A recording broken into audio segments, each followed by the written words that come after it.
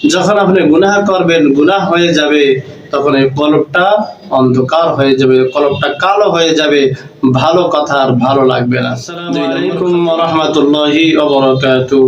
বন্ধুরা, যে যেখান থেকে ভিডিওটি দেখতেছেন সকলকে আন্তরিক অভিনন্দন জানাচ্ছি। আজকে আমরা কথা বলবো গুনাহ করলে আমাদের জীবনে যে ক্ষতিগুলো হয় সেই ক্ষতিগুলো সম্পর্কে। আপনার আমার দ্বারা গুনাহ হয়েই যায়, তবে গুনাহ হওয়াটা যতটা না দোষের, তার থেকে বেশি দোষের হলো এই গুনাহ থেকে তওবা না করা। আল্লাহর হাবিব সাল্লাল্লাহু আলাইহি ওয়াসাল্লাম বলছেন, কুল্লু বানি আদম খাত্তাউন ওয়া খায়রুল খাত্তাইন আত-তাওয়াবুন। প্রত্যেক বানি আদম হলো গুনাহগার, তবে ওই বনি আদম আল্লাহর কাছে উত্তম যে বানি আদম, যে আল্লাহর বান্দা গুনাহ করার পরে তওবা করে।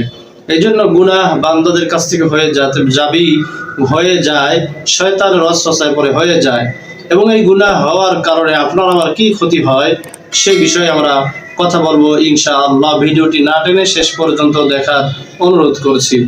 এক নম্বর যে ক্ষতিটা হয় সেটা হলো সাওয়াবাল ফিল ওয়াজহি। এক নম্বর ক্ষতি হলো চেহারা থেকে নূর উঠিয়ে নেওয়া হয়। যে ব্যক্তি গুনাহগার, গুনাহ করে, তার চেহারার দিকে তাকালে বোঝা যায় যে এই ব্যক্তি গুনাহগার। হাজারো আলতাসনো পাউডার, আপনি ফেরান লাভলি যাই মাখেন না কেন, যেটাই দেন না কেন, চেহারা আপনার নূর থাকবে না। এই জন্য গুনাহের এক নাম্বার ক্ষতি হলো চেহারার নূরকে নষ্ট করে দেয়, যার জন্য চেহারার ভিতরে সৌন্দর্য থাকে না।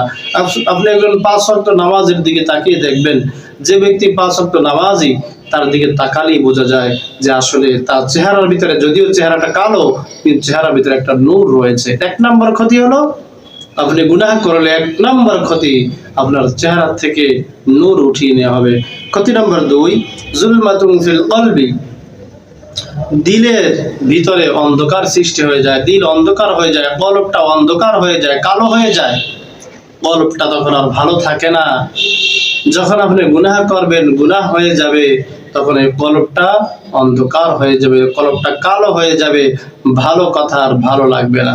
2 নম্বর ক্ষতি, কলবটা কালো হয়ে যায়। নাম্বার 3, ওয়াহানান ফিল বাদান।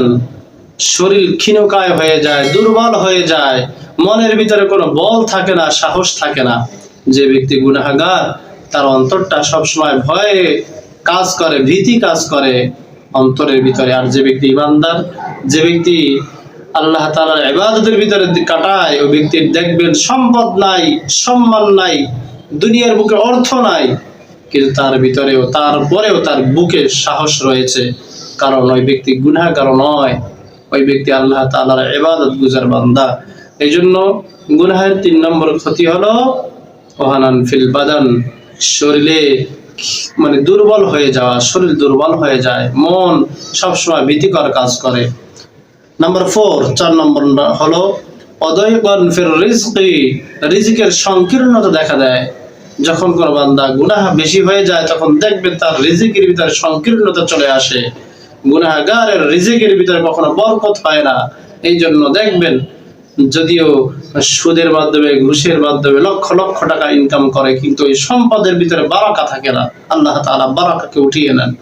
এই জন্য গুনাহের 4 নম্বর ক্ষতি হলো অদায়কান ফির রিজকি। রিজিকের ভিতরে সংকীর্ণতা চলে আসে। গুনাহের নাম্বার 5 নম্বর ক্ষতি হলো অবুদাতান ফি কুলুবিল খালকি।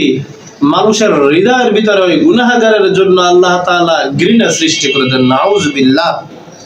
যে ব্যক্তি গুনাহগার, অন্য মানুষের হৃদয়ের ভিতরে, কলবের ভিতরে তার জন্য ঘৃণা সৃষ্টি হয়। ঘৃণা সব জায়গায় সে ঘৃণার পাত্র হয়ে যায়। গুনাহগার, তাকে কেউ ভালোবাসে না। দেখবেন সমাজের কিছু মানুষ হোমরা চোমরা রয়েছে, গুনাহগার, কিন্তু মানুষ তাকে ভয় করে। এটা আপনি দেখবেন তাকে মূলত অন্তর দিয়ে ভয় করে না, সামনে দেখা হলে ভয় পেতে হয়, যেহেতু সম্পদ আছে, অর্থ আছে, ক্ষমতা আছে, সেই জন্য ভয় পায়। মূলত আল্লাহ তাআলা তাদের মানুষের অন্তরের ভিতরে তার জন্য ঘৃণা সৃষ্টি করে দেয়। ঘৃণার উদ্রেক হয় তাকে দেখলে। মানুষ এমনও কথা বলে বসে যে এই ব্যক্তি মরে না কেন, নাউযুবিল্লাহ। এই জন্য দেখবেন, যদি 5 বন্ধু গাঁজাখোর হয়, এক জায়গায় বসে গাঁজা খায় ঠিকই, কিন্তু যদি এক বন্ধুর কাছে আর এক বন্ধুর কাছে জিজ্ঞাসা করা হয় যে তোমার অমুক বন্ধু কেমন, গাঁজা খায় একসাথে, নেশা করে একসাথে, কিন্তু যখন জিজ্ঞাসা করবেন তোমার অমুক বন্ধু কেমন, তখন দেখবেন অমুক বন্ধুকে একেবারে ধুয়ে দিবে। ওই বন্ধুর চেহারা ভালো না, চরিত্র ভালো না, ওই বন্ধুর আচরণ ভালো না বলে দিবে। আবার ওই নেশাখোরের কাছে যদি আপনি একজন নামাজের কথা জিজ্ঞাসা করেন, তোমার এলাকা অমুক ব্যক্তি আছে যে নামাজ পড়ে, 5 ওয়াক্ত ইবাদত বন্দেগী করে, ওই ব্যক্তির চরিত্র কেমন, সে চিন্তা করবে আমি নিজে তো নেশাখোর, আমি নিজে নামাজ পড়ি না, কিন্তু সে ওই ব্যক্তির ব্যাপারে, নামাজের ব্যাপারে দেখবে সব সময় পজিটিভ কথা বলবে, ভালো কথা বলবে। কারণ আল্লাহ তাআলা তার ইবাদতের কারণে, সালাত আদায়ের কারণে সকল বান্দাদের অন্তরের ভিতরে তার জন্য মহব্বত পয়দা করে দেন। এই জন্য গুনাহের 5 নম্বর ক্ষতি হলো মানুষের অন্তরে গুনাহগারের জন্য ঘৃণা সৃষ্টি হয়, মহব্বত সৃষ্টি হয় না। এই জন্য গুনাহের এই যে 5টা ক্ষতি বললাম, এটা দুনিয়াবি ক্ষতি।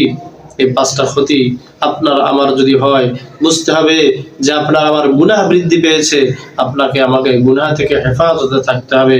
পরকালের শাস্তি তো রয়েছে আরো ভয়ঙ্কর। আসুন আমরা গুনাহ মুক্ত জীবন যাপন করি। আল্লাহ তাআলা আমাদেরকে তৌফিক দান করুন। আসসালামু আলাইকুম ওয়া রাহমাতুল্লাহি ওয়া বারাকাতুহু।